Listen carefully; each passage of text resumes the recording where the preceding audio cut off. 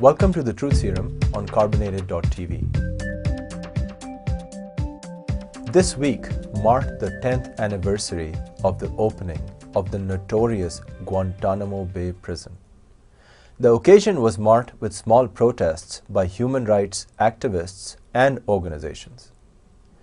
Despite promises by candidate Obama during his election campaign to shut the prison, it remains open even as his first term as a president draws to a close.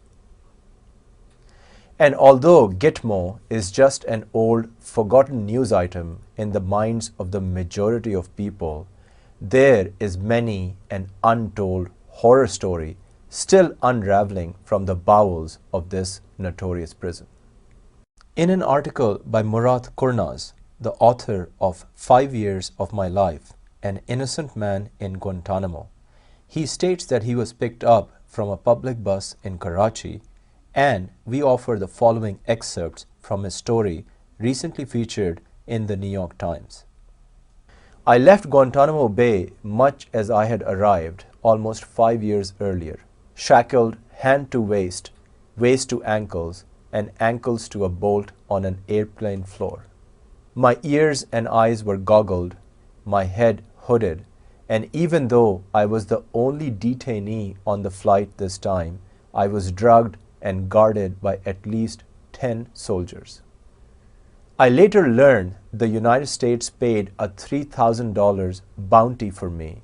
I didn't know it at the time, but apparently the United States distributed thousands of flyers all over Afghanistan, promising that people who turned over Taliban or Al-Qaeda suspects would, in the words of one flyer, get, quote, enough money to take care of your family, your village, your tribe for the rest of your life. A great number of men wound up in Guantanamo as a result. He further relates a story about a prison in Kandahar. At one point, I was chained to the ceiling of a building and hung by my hands for days. A doctor sometimes checked if I was okay, then I would be strung up again. The pain was unbearable. In the same article, Murat states that his attorney, Mr. Azmi, made public a number of American and German intelligence documents from 2002 to 2004 that showed both countries suspected I was innocent. One of the documents said American military guards thought I was dangerous because I had prayed during the American national anthem. Lakhdar Boumediene, another ex-Guantanamo detainee, has also written about his experiences, and he spent 7 years of his life in the prison. He was an Algerian immigrant living in Bosnia and working at the Red Crescent when he was picked up on October 19, 2001. Lakhdar also shared his story in the New York Times recently and said that it was too difficult for him to talk about Guantanamo and his time there, but also used this statement, quote, I share my story because 171 men remain there. About 90 prisoners have been cleared for transfer out of Guantanamo. Some of them are from countries like Syria or China, where they would face torture if sent home, or Yemen, which the United States considers unstable. And so they sit as captives with no end in sight.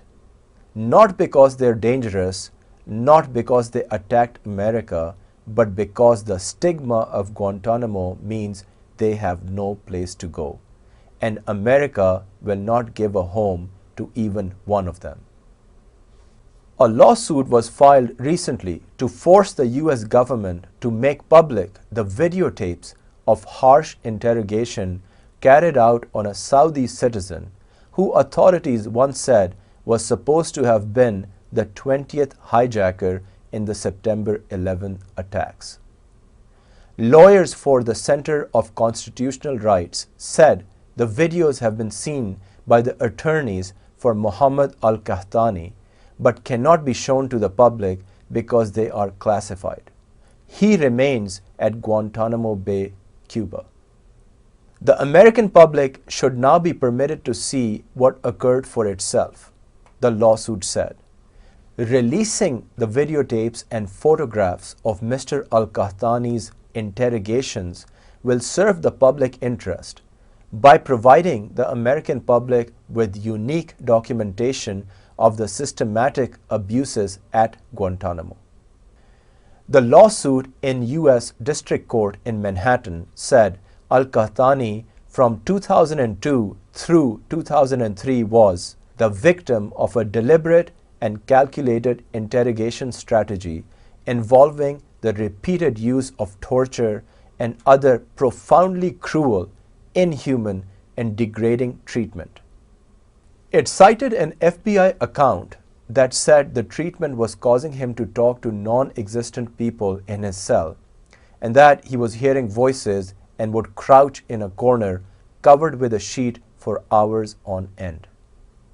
Outside of possibly housing 5 to 10 notorious prisoners, including Khalid Sheikh Mohammed, it is unclear as to what goals Gitmo has achieved in the last 10 years, other than bringing unwanted notoriety to this country. Moreover, who is going to be held answerable for the incessant and needless torture and the lifelong psychological damage and scars inflicted upon hundreds, if not thousands of prisoners who were held there without a cause? The curator of the torture policy in the Bush administration was John Yoo, who ironically is a professor of law at the prestigious Bolt Hall at UC Berkeley, of all places. It is an oxymoron, to say the least, that the very bastion of anti-war movements and pursuits of personal freedoms hosts on its faculty the curator of the notorious torture memos. These stories of torture and subjugation need to be remembered and told to future generations. And while the Bush administration can order the Abu Ghraib prison to be razed to the ground, and perhaps Gitmo may suffer the same fate, the haunting images, videos, horrific stories, and other pieces of evidence must be preserved and passed on. And while all of this seems like a nightmare from the past, it isn't. Gitmo is still open. President Obama has simply carried on Bush's notorious legacy and recently cemented his position by signing a controversial bill which will allow for military trials of United States citizens under suspicion of terrorism. It is little comfort that he signed it with, quote, serious reservations. Follow Carbonated Stories on our Facebook page or via our Twitter feed. And thank you for watching another mobile-ready episode of The Truth Serum.